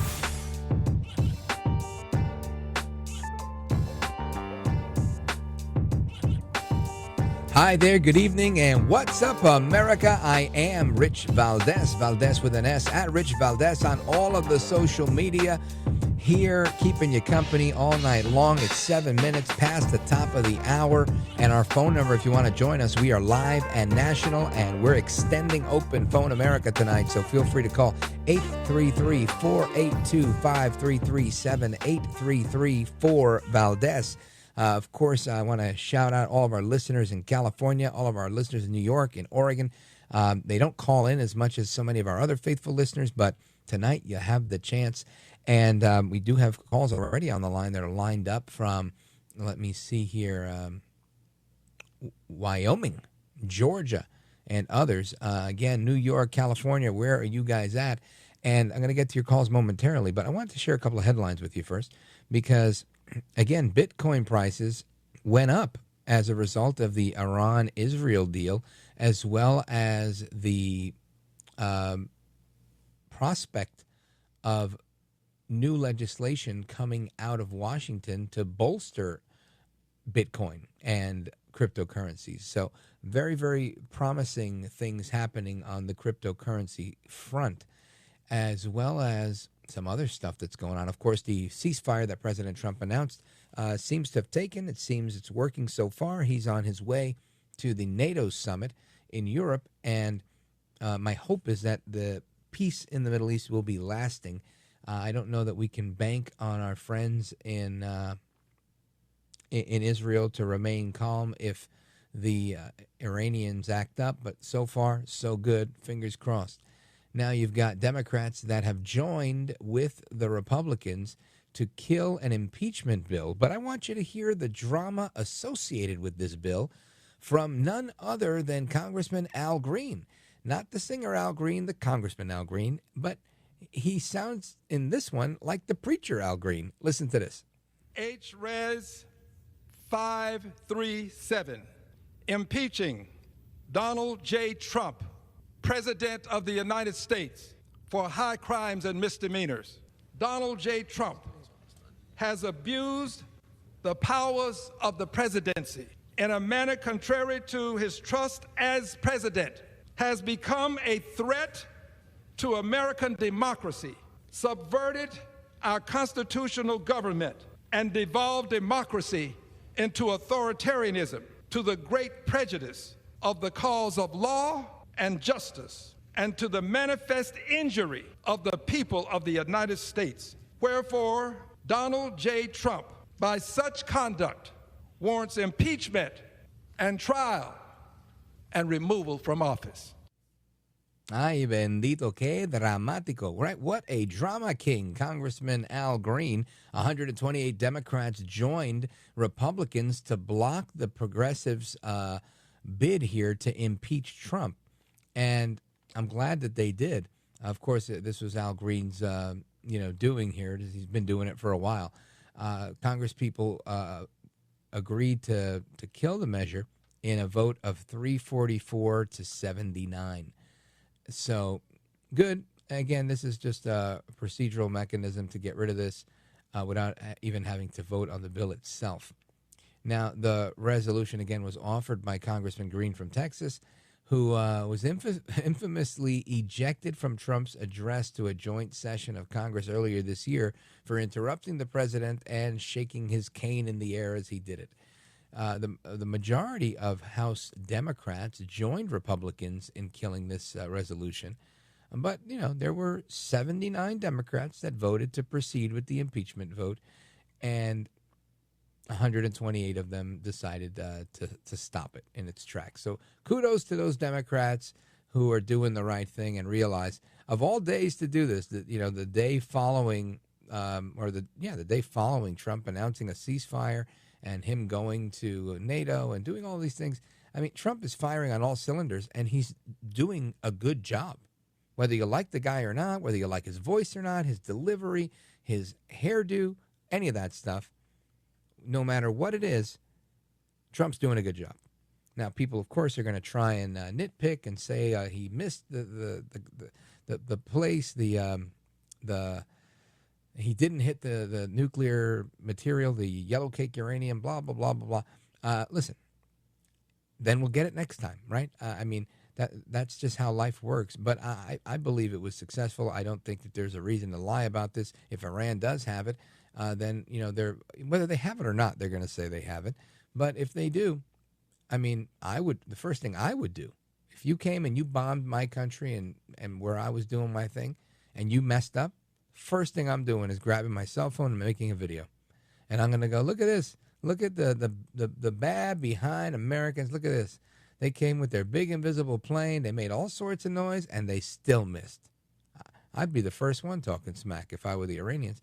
So I'm led to believe that they probably don't have any smack to talk because they don't have the ability to produce such a video.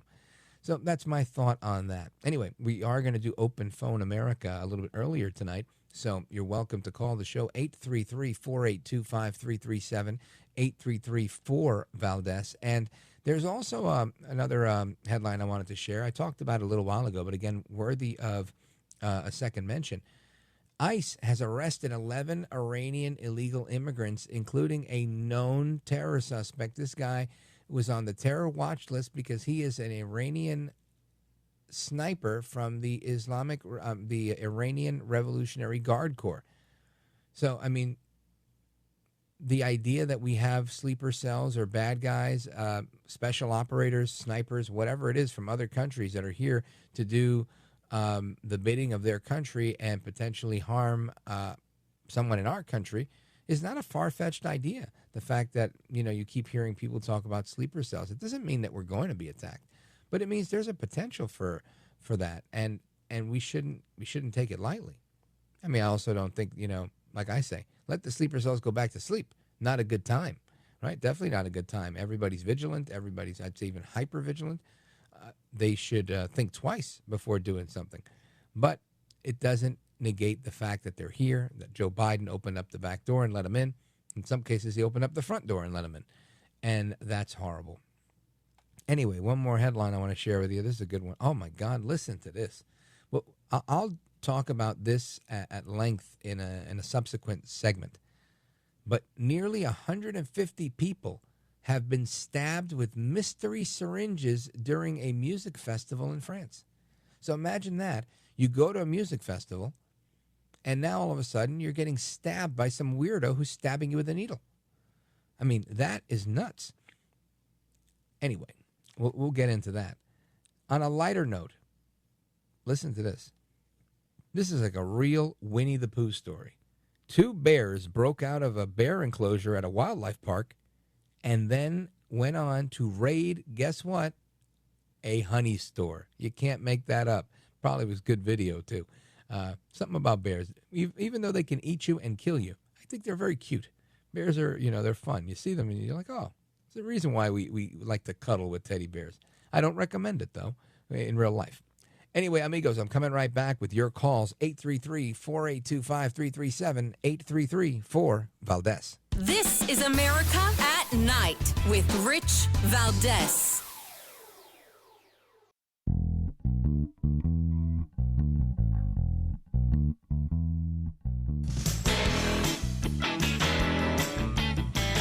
You're educating America, and you are giving us an opportunity to speak freely. That's why I love this station, and I love your show. America at Night with Rich Valdez. All right, amigos, welcome back. We continue the conversation, our late-night national town hall conversation. We're live. We're national. The phone number is 833-482-5337, 833-4-VALDES. Looking forward to you guys weighing in. Of course, I want to hear from everybody on every coast. If you're out in Hawaii, today's your day to call. I want to hear from you. Now, we've got calls from Wyoming, Georgia, Michigan, the middle of the country. We got it covered. But I want to hear from everybody on the left and on the right on both of the coasts. Now, before I get into that, President Trump was not the only person today that dropped an F-bomb in frustration, right? You may recall that he was blasting both Israel and Iran for being in violation of the ceasefire, which they've now fallen in line and are participating in the ceasefire. But Congresswoman Jasmine Crockett, who I've yet to come up with a very good nickname for yet. Some of you have weighed in and given me some really good ones. but one has not just stuck with me yet. I've got to come up with a good one for her. But Congresswoman Jasmine Crockett from Texas, she was very upset today, dropping an F-bomb, saying it's her that decides to go to war, not the president. Check this out. And to understand enough about the Constitution to the extent that I'm the one that's supposed to make a decision or at least get a vote. So she wants to make the decision to go to war. She wants to cast her vote, not Donald Trump, the president of the United States, the commander-in-chief, he who has the authorization for the use of military force. No Congress member has that. Only the president has that. No vice president has that. No Supreme Court justice has that. No anybody except for one singular human being who the Supreme Court has said is the entirety of the executive branch, known as the President of the United States. But Congresswoman Crockett said she knows enough about that to weigh in on that. So I was going to go to our caller in Michigan, but he hung up. So now I'm going to go to our caller in Loganville, Georgia, WDUN in the building. Let's go to Dan. Hey, how's it going? Wonderful, thank you.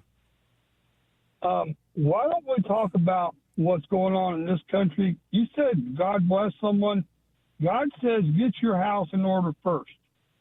And we know that the Saudis are going to back anybody in Arab land. We can't get mail from one side of the country to the other. We got so many things going on here. We got people that need to get their stories out in this country that are getting hurt, that are getting harmed, not over there. I've been around 70 years almost. Talking about them ain't done a thing. I've been hearing it for almost 70 years. It ain't done a thing. We need to talk about what goes on here, even if it makes the worst feelings amongst us, to start something going here. So you think Not President over Trump there. is making a mistake? What? I didn't say blame Trump. I said you talk about here. You're Well, on the I'm talking radio. about what's in the news. Trump is talking about Iran because he just bombed Iran. So I'm supposed to ignore President Trump bombing Iran and talk about what you want to talk about? Why not? Well, that's why you get a chance to call. What do you want to talk about? Have you been around 70 years? You want to talk about me being 47 years old? No, I said I've heard this for a long time and nothing gets done. What is it that you're hearing for a long time? I'm not following your logic, sir. That we don't talk about what happens here on these radio shows and the news. It's always about overseas. Well, I don't know. I've been on the air for 2.5 hours. I've talked about how cryptocurrency is coming to the forefront and how the United States government is leading the way on that. We've talked about people getting stabbed by syringes in France. We've talked about bears breaking into a honey store. And we've talked about a bunch of domestic issues like rounding up people that are getting deported. What have I left out, and what would you like to talk about? Why did we get rid of people in the Department of Justice when we say we have a border crisis, but they got rid of around 2,000 people in the Department of Justice? Well, again, this is what I was saying. So you think Trump is making a mistake in reducing the size of government? Not all of it. Not the police. Don't get rid of the police. Add police. All right. Anything else you want to add to your list? I've got a brother that's missing, and the local police don't talk with the VA. He's a veteran. Would you like to fire the local police, or would you like to keep them? I didn't say anything about them. I think they should. I know you're not saying anything. It's like pulling teeth, trying to get stuff out of you. Would you like to fire the local police, or would you like to keep them? The local police should be able to talk to the VA. So local are and you? federal Why should be able to aren't talk.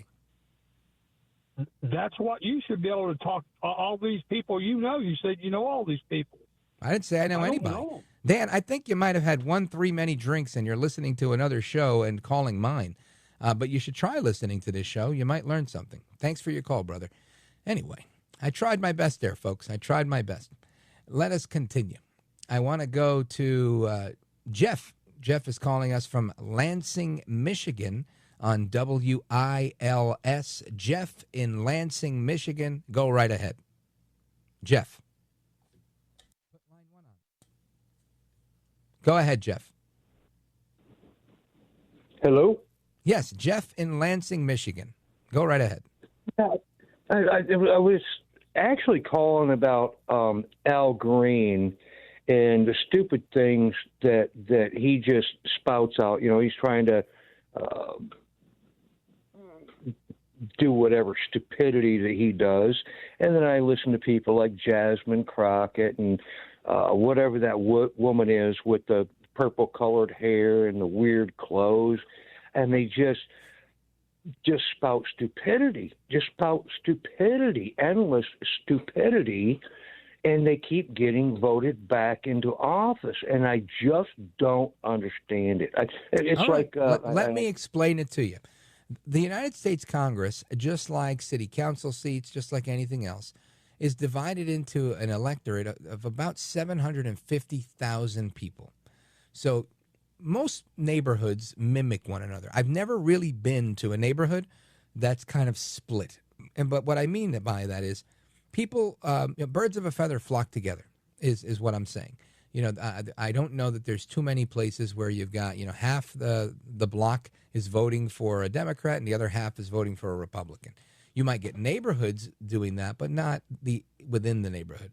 So the district where Jasmine Crockett is running, it leans Democrat.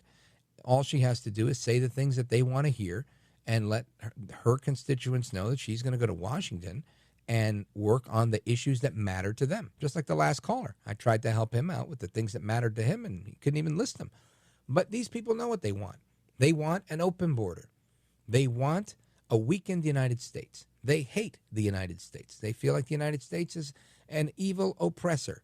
So when you have this disdain for the country, you gravitate towards a politician that hates the country and is constantly critical of the country. Now, if you're the other way, you gravitate to someone who says things like "Make America Great Again," right? And that's the simplicity of it. So everything boils down to the district that you're in, and that's what it is. Now, what we've got to do is start changing hearts and minds in those districts. And you know who was really good at that? El Trompito Donaldus Magnus, the 45th and 47th president of these United States. He ran an amazing campaign, holding rallies in the Bronx, in Manhattan, all over the place to try and change those hearts and minds. And guess what? It worked, winning that popular vote. Jeff in Lansing, thanks for your call. Amigos, more calls coming up. Maryland, New York, California, and more. Don't go anywhere.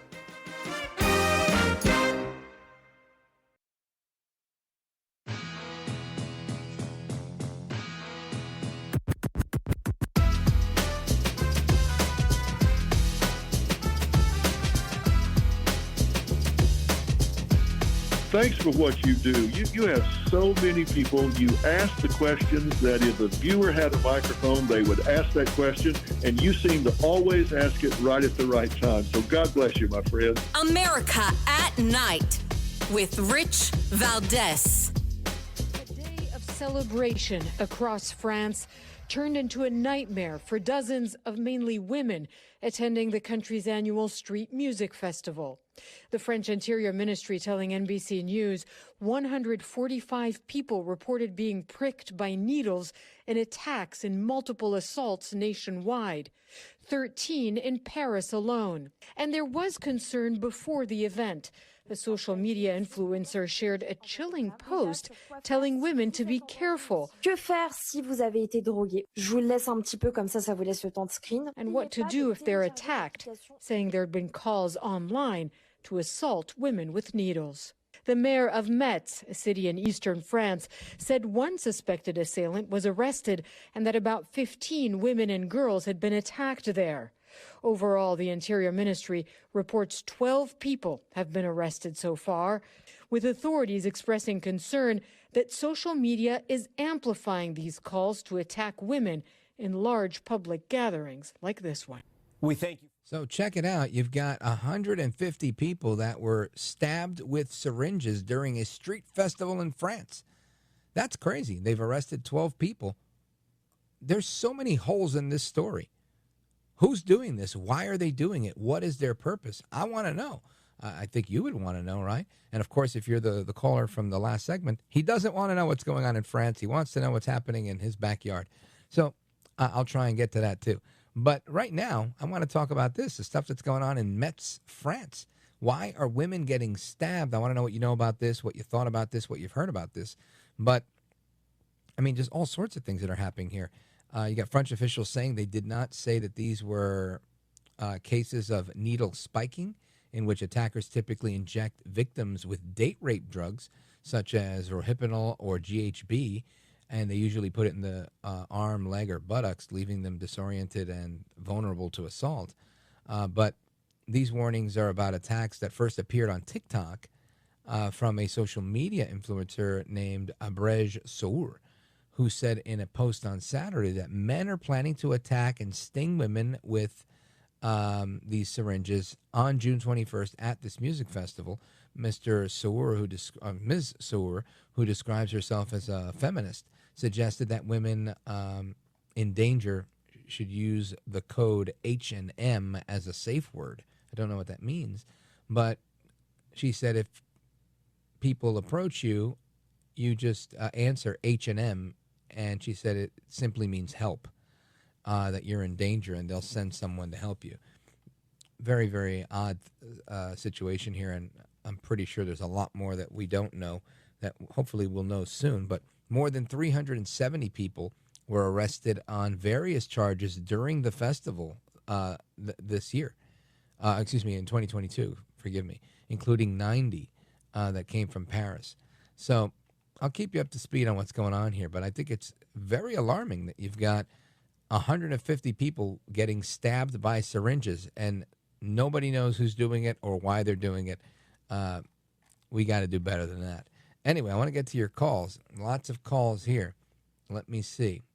Let us go to Willie, calling us from San Jose, California, KSFO. Willie, go right ahead. Hey, Rich, how you doing? Good, brother. Thank you. Yeah, great show. I appreciate it. I was thinking about the nickname for Jasmine. Yes, Jasmine Crockett. She's a nice-looking lady. I think I would probably throw this into the pot, the Crock. I like it. Jasmine the Crockett. I've also thought about Jasmine the Crackpot Crockett. I just don't know if I can get that out every time, and then I'll sound pretty silly if I mess it up. But very, very good, very creative. I like it. I need more calls on names for Jasmine Crockett, Willie. This is, you must have a lot of nicknames for all of your own local politicians because you live in Newsom land. Yo, it's just I own a company, and people come in, San Jose Radiator, and people come in, and the first thing they say, without me saying anything, is, "That Gavin Newsom sucks." And I got to laugh because I'm not supposed to say anything. Right. They could see it on your face. This guy is a red-blooded American, and honestly, I don't think that he has many fans right now. And his wanting to run for president might be, trying to leave a legacy of, hey, I broke a lot of things in California, messed the whole thing up, and I did that because I'm running for president, kind of like a little scapegoat type of thing, like the mayor of New York City when he left Bill de Blasio to run for president, and what a disaster that was. It lasted, I think, all of 5 minutes. Willie in San Jose, shout out to you, and God bless you and the Radiator Company, KSFO in the building. Excellent radio station, by the way. And we continue. Let us go to Jane calling us from Saratoga, New York, WGDJ. Jane, go right ahead. Hey, Rich, how are you? I don't even know where to weigh in. Well, besides Gavin Newsom, who's a moron, I just want people to start. What I'm trying to, I would say, God bless our police officers, National Guard, soldiers, that come from military bases. that go out and put themselves on the line for these protesters who are such a complete outrage. They should be arrested. They should be in prison. And I want to know, Rich, where are the parents of these spoiled, obnoxious little loudmouth brats? Jane, I would probably venture to say that the parents are probably right there alongside them, or they don't have any to begin with, because so often you see that the apple doesn't fall far from the tree. A couple of minutes ago, I was talking about Bill de Blasio. I remember when they had these similar protests in New York City a couple of years back, and one of the first people arrested was the daughter of the mayor. She was a huge lefty, big activist, and again, she didn't get caught firebombing police cars, thankfully, but others, in those same protests did. And the people they were arresting were lawyers. They were professionals. They were not, losers that had nothing better to do. These are people taking time off of work to come and make Molotov cocktails and blow up police cars in New York City. So it goes to show you that people really will do anything when they're radicalized for a particular cause. And good question. Where are the parents? And that's been a question I think we need to ask more often. Jane in Saratoga, New York, thank you. I appreciate the call. Shout out to WGDJ. That's Paul Vandenberg country. And we're going to come right back to the rest of your calls. We got next up, Bill in Green River, Wyoming. Don't go anywhere. This is America at Night with Rich Valdez.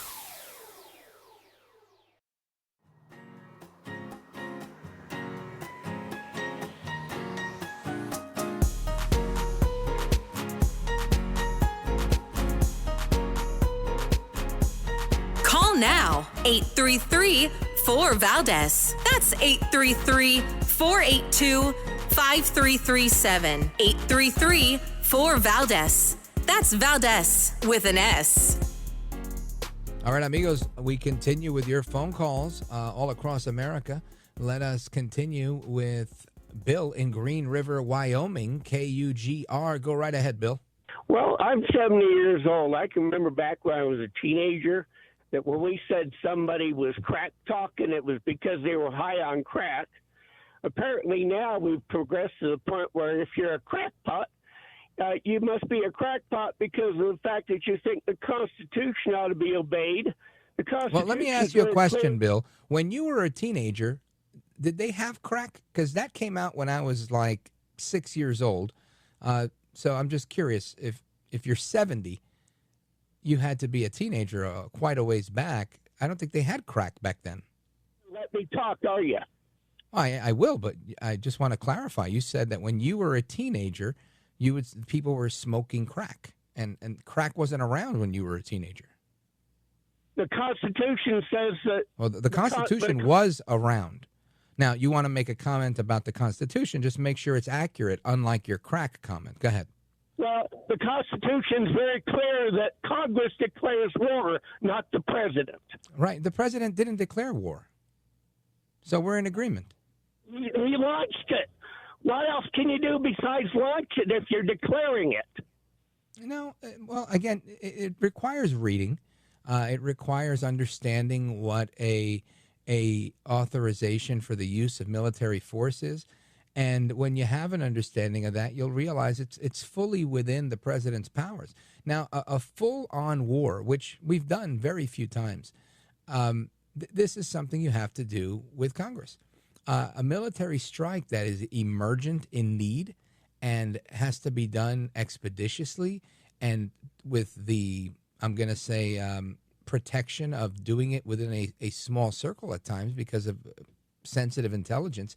I mean, just imagine what type of situation we would have in life if any president, Barack Obama, Joe Biden, or anybody else, were to say, all right, I have to use military force here. Hold on. Let me call Jasmine Crockett.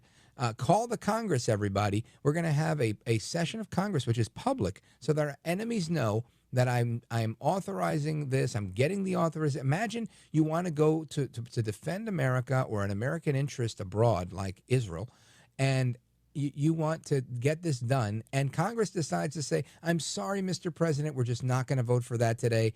You're going to have to bomb them another day. Just imagine, what kind of president would that be? What kind of presidency would we have? What kind of nation would we have? Clearly, nobody voted for Jasmine Crockett to bomb anyone, and people did vote for any president, whether it was Obama or Trump. They voted with the understanding that they are the commander-in-chief that has the ability to bomb. Bill.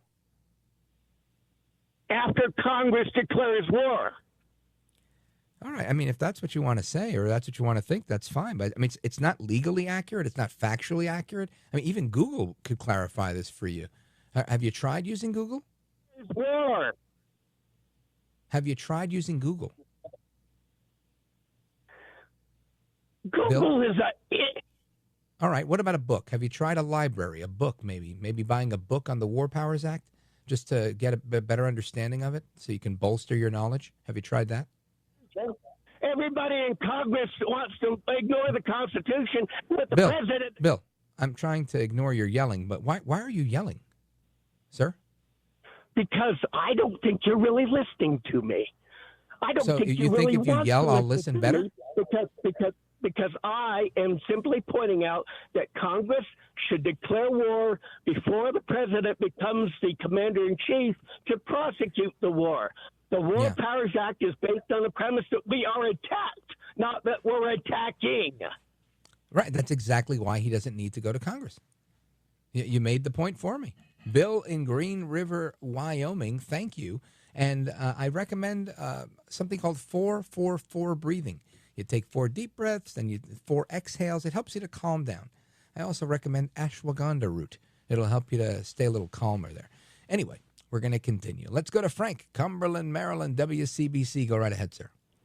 It's 11:50 p.m. Here in Cumberland, Maryland, and I'm getting one show over the radio, but I'm getting a different one over the telephone. So apparently I'm getting the second show and you're on the first show, or vice versa. I don't know what's going on. But I have my point is that Tulsi Gabbard and the international safety organizations, they're the opposite of Trump. They disagree with him. Could it be that Trump was wrong? About what? About there being close to having enough nuclear material for a bomb? Well, I think Tulsi Gabbard gave some testimony recently to try and clarify that. I think we have a clip of that. Go right ahead. Iran continues to seek expansion of its influence in the Middle East, despite the degradation to its proxies and defenses during the Gaza conflict. Iran has developed and maintains ballistic missiles, cruise missiles, and UAVs, including systems capable of striking U.S. targets and allies in the region. Taboo in Iran on discussing nuclear weapons in public, likely emboldening nuclear weapons advocates within Iran's decision-making apparatus. Iran's enriched uranium stockpile is at its highest levels and is unprecedented for a state without nuclear weapons. Iran will likely continue efforts to counter Israel and press for U.S. military withdrawal from the region by aiding, arming, and helping to reconstitute its loose consortium of like-minded terrorists and militant actors, which it refers to as its axis of resistance.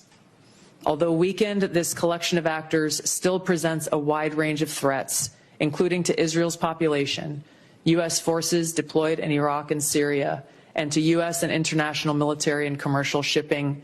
So there you have it. Again, I think the media and others taking her comments about a country without a nuclear weapon, I think the emphasis there is on yet, right? They have the ability to get to it without having the weapon yet.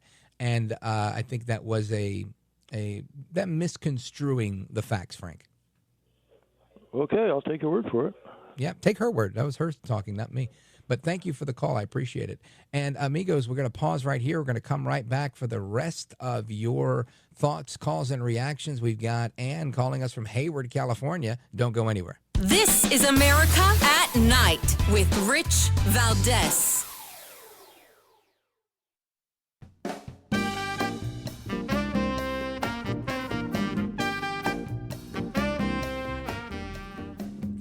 All right, amigos, welcome back to the phones we go. Ann, Hayward, California, KSFO. Go right ahead. Firstly, I appreciate your program very much.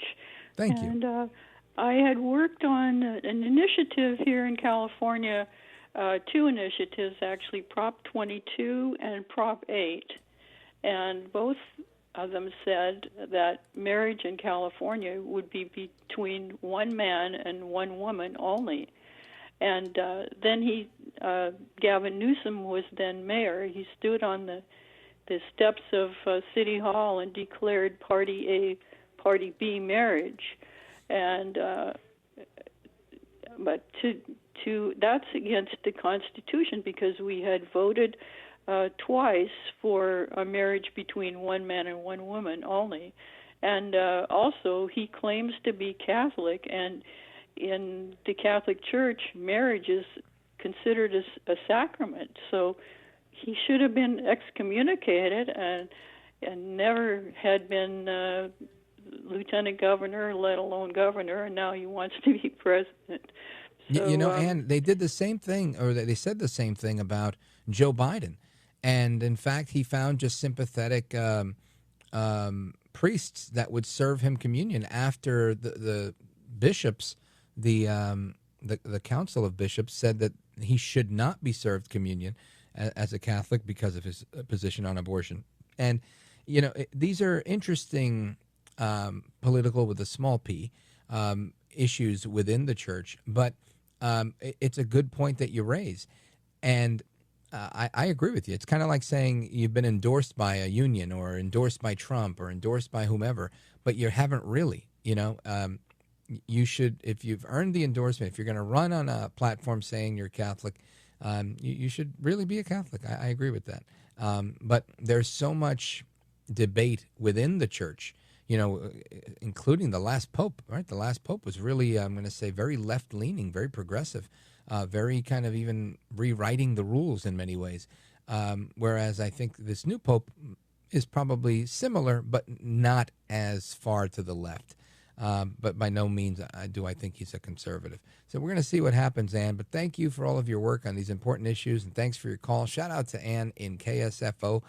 And we continue very quickly with Tim, Springfield, Illinois. Speed round. Go for it, my man. WLS. Hey, Rich. I was thinking that with oh, my God, I just drew a complete blank on it. Don't worry, no pressure. No, when he was, when they're trying to impeach Trump again, I mean, the country, I think, is pretty sick of them impeaching Trump. So maybe you're thinking instead of a Nobel Peace Prize, they should have a Nobel Impeachment Prize. I think you're right. Tim, thank you for the joke. It was very funny and very, very creative. I appreciate it. Amigos, we continue mañana. Some of you will stick around and have a little bit more showtime, but hasta la próxima. Take care, good night, and God bless you, America. I'm Rich Valdez.